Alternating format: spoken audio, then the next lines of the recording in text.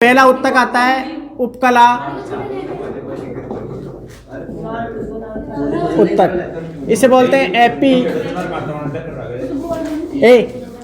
अब नहीं, हाँ चौथा है आपके हिसाब से, ठीक है चौथा लिख लेना, ठीक है क्योंकि मैंने पहले करवा दिए थे आपको ना, तो चौथा लिख लेना, ठीक है लास्ट का है, आप लास्ट का लिख लेना, ठीक है जो भी हो। एपिथेलियम उपकला उत्तक की हम बात करें तो उपकला उत्तक का नाम, ये शब्द किसने दिया गया था, तो ये शब्द दिया था रुइच ने।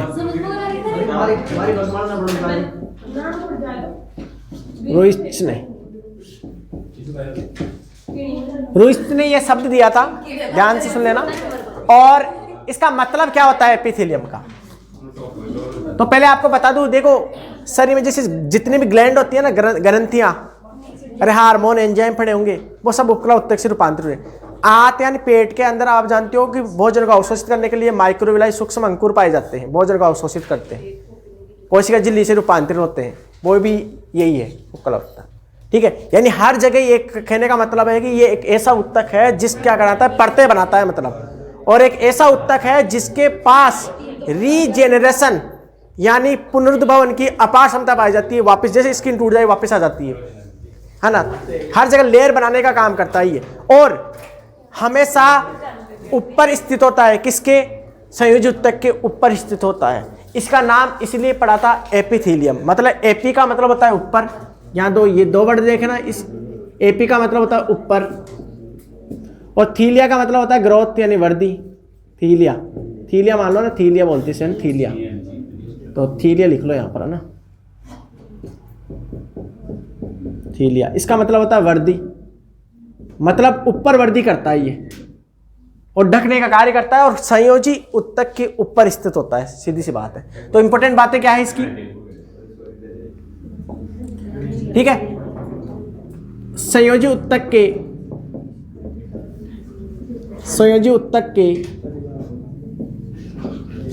ऊपर स्थित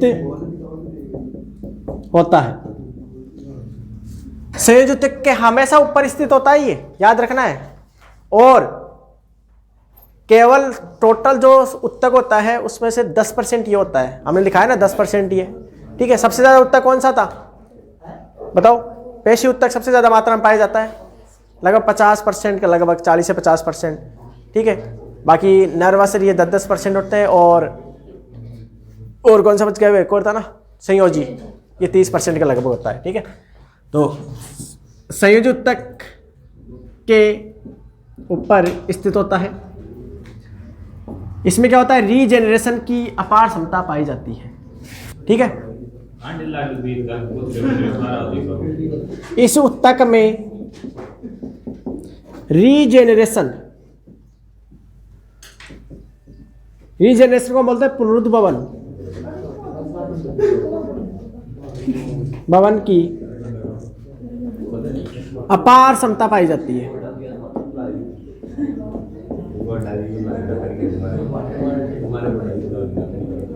रीजेनरेशन का मतलब है कि वापस बन जाता है, स्किन टूट जाती है वापस आ जाता है, ग्लैंड कोई डैमेज हो जाए वापस आ जाता है, रीजेनरेशन की अपार क्षमता। जबकि नर्वस सिस्टम नहीं होती, तो आप नोट में लिख सकते हो, नर्वस टिश्यू में, नर्वस टिश्यू यानी तंत्रिका उत्तक में, ठीक है, जितना बचपन के समय बनता है उतना ही रहता है, ठीक है। तो तंत्रिका उत्तक विभाजित नहीं होता, नहीं होता है, क्यों, सेंट्रोसोम एब्सेंट, सेंट्रोसोम यानी तारक काय एब्सेंट, ठीक है, ये कारण होता है। इसके अलावा आपको बता दूं, सबसे पहले बनने वाला उत्तक है भ्रूणीय। आप जानते हो भ्रूण जब बनता है तो 4 उत्तक बनते हैं, पहले तो जनन स्तर बनते हैं, फिर उत्तक बनते हैं, संयोजी, पेशी, उपकला, ठीक है, और तंत्रिका, इनमें सबसे पहले ये उत्तक बनता है, उपकला उत्तक। तो भ्रूणीय परिवर्तन के दौरान या भ्रूणीय अवस्था में सबसे पहले बनने वाला उत्तक है। उत्तक, ठीक है, उत्तक है ये, उत्तक, उपकला उत्तक, ठीक है। इनमें क्या होता है, अंतरकोशिकीय अवकाश नहीं पाया जाता है, इसलिए इनमें क्या होता है कि जो रक्त वाहिनियां, लसिका ग्रंथियां, ये अंदर क्या है, आती नहीं है, ठीक है। इनमें इनको भेद नहीं सकती, तो अंतरकोशिकीय अवकाश एब्सेंट होता है। तो ये आप लिख सकते हो। उपकला उत्तक की सेल्स में, उपकला उत्तक की सेल्स में अंतराकोशिकीय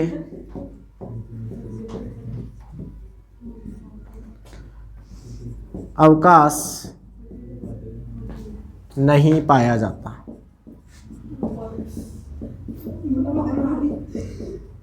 अंतरकोशिकीय क्या होता है, अवकाश नहीं पाया जाता, इसलिए क्या होती है कि रुधिर वाहिनियां, तंत्रिकाएं ये भेद नहीं सकती, ठीक है।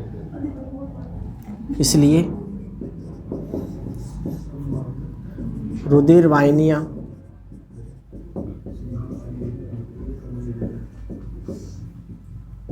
लसिका ग्रंथियां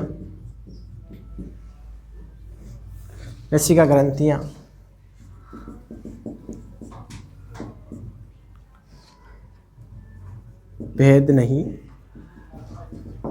सकती, ठीक है।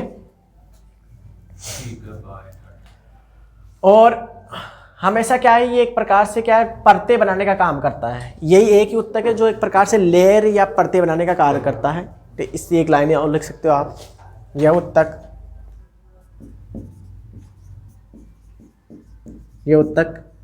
परते बनाता है, ठीक है। इसका काम यही होता है, परते बनाने का। तो इसकी ये मेन विशेषता ही थी। अब एक एक हम जानेंगे इसमें, है ना, इसे ऑफ करने के बारे में। तो ध्यान से देखो, ये उत्तक क्या परते बनाता है। इसके अलावा बात करो तो इनमें क्या होता है, देखो बेसल बेसमेंट पाई जाती है, मतलब आधारी कला पाई जाती है। आधार कला की बात करें तो एक जो ये उत्तक है ना, संयोजी उत्तक और उपकला उत्तक, इनके मध्य में क्या है, एक परते बन जाती है। उन्हें एक प्रकार से हम क्या बोलते हैं,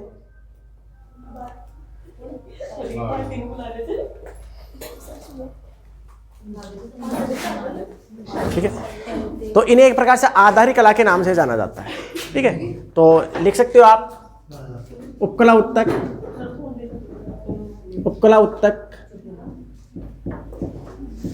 व संयोजी उत्तक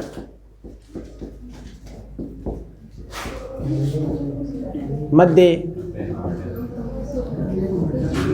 पाई जाने वाली परते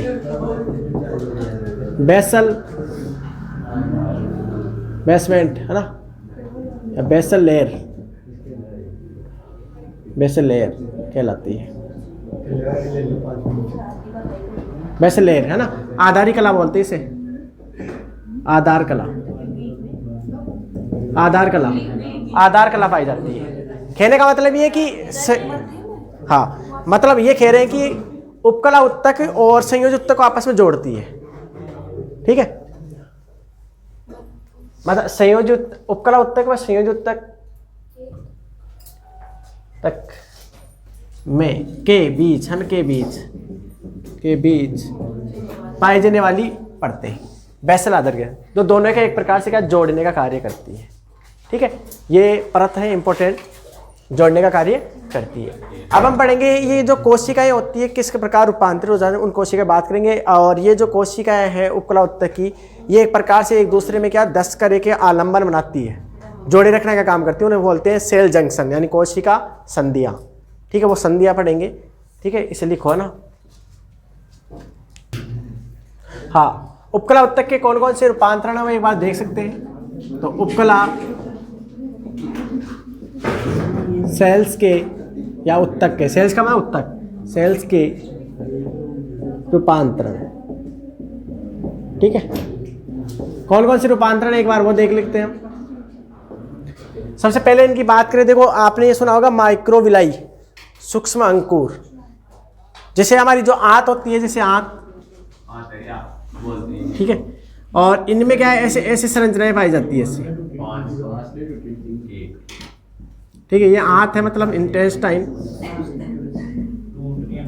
ठीक है, और ऐसे में ये होते हैं माइक्रोविलाई, माइक्रोविलाई यानी सूक्ष्म अंकुर। ये सूक्ष्म अंकुर जो होते हैं एक प्रकार से कोशिका झिल्ली से उत्पन्न होते हैं और इनका काम क्या होता है, एक प्रकार अगतिशील है। ये भोजन को क्या उत्सर्जन, श्रवण, अवशोषण इनका काम करते हैं। मतलब उत्सर्जन क्या, अवशोषण का काम करते हैं। ये अपने भी होती है। अरे हम जो भोजन पचते हैं तो वो पेट, सॉरी, हम जो भोजन खाते हैं वो पच जाता है आंत में, इन पेट में, इनमें जाकर फिर आंतों में क्या होता है, अवशोषण होता है। ठीक है, इंटेस्टाइन।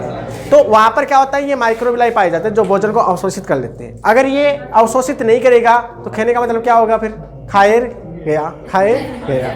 ठीक है, तो एक होती है माइक्रो विलाई, सूक्ष्म अंकुर। तो सूक्ष्म अंकुर क्या है,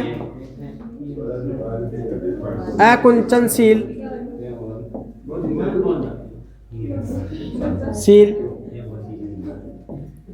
गतिहीन, गतिहीन होती है। ये कार्य क्या करती है,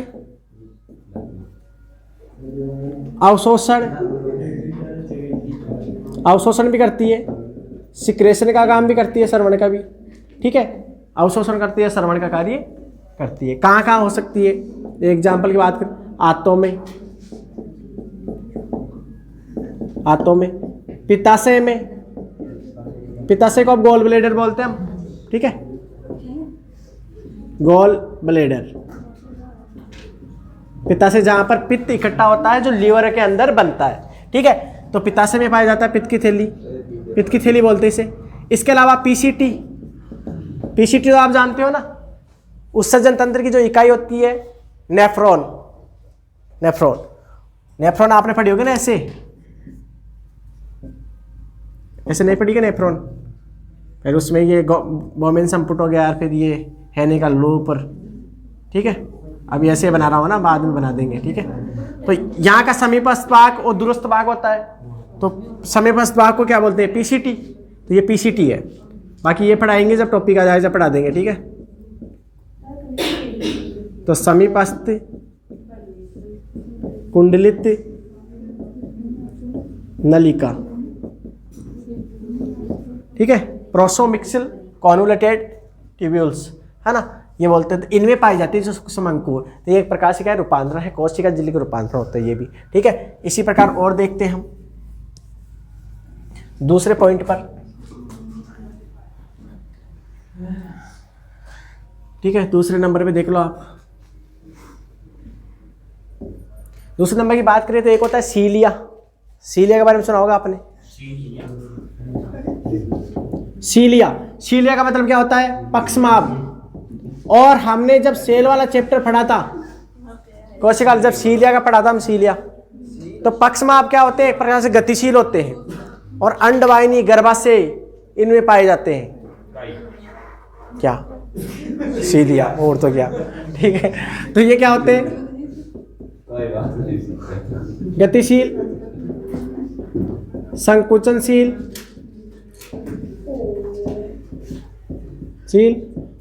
और एक दिशा में क्या करते हैं, मूव करते हैं, गति करते हैं, मूवमेंट करते हैं। तो एक दिशा में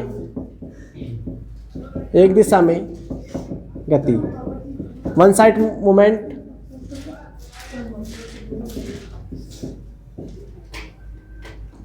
ठीक है, ये सीलिया है। जैसे आप कहाँ एग्जाम्पल, जैसे आप जानते हो कि अंडाणुओं को आगे की ओर अगर अंडाशय से अंडवाहिनी तक पहुँचाने का काम होता है, तो ये कहाँ होते हैं, अंडवाहिनी में होते हैं, है ना, अंडवाहिनी में होते हैं, गर्भाशय में होते हैं, गर्भाशय में। ठीक है, यहाँ पर पाए जाते हैं। इसके अलावा ये जो श्वास नाल होती है ना, श्वास नाल, श्वसनी, गर्शिका, इनमें भी पाए जाते हैं। ठीक है, तो हाँ, तो गर्शनी, श्वास नली, इनमें भी ट्रेकिया, है ना, इनमें भी पाए जाते हैं सीलिया। तो ये गति करते हैं, ये भी एक प्रकार से किसका रूपांतरण है, ये। ठीक है, नेक्स्ट क्वेश्चन क्या, नेक्स्ट तीसरा एक होता है स्टेरोसीलिया, स्टेरियोसीलिया इसे बोलते हैं, है ना, स्टेरोसीलिया। अब हिंदी में क्या बोलते हैं, जो भी है बोलते हैं, ठीक है। तो ये क्या है, ये गतिहीन होते हैं, तो गतिहीन, ये गतिहीन होते हैं, इनका काम क्या होता है, गतिहीन होते ही हैं। तो एक प्रकार से हम कह सकते हैं जो शुक्रवाहिनी होती है उसके अंदर ये पाए जाते हैं। तो शुक्रवाहिनी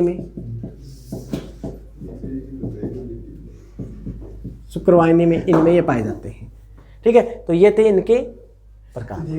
तो आगे देखेंगे हम अभी, इन्हें नोट करो ना।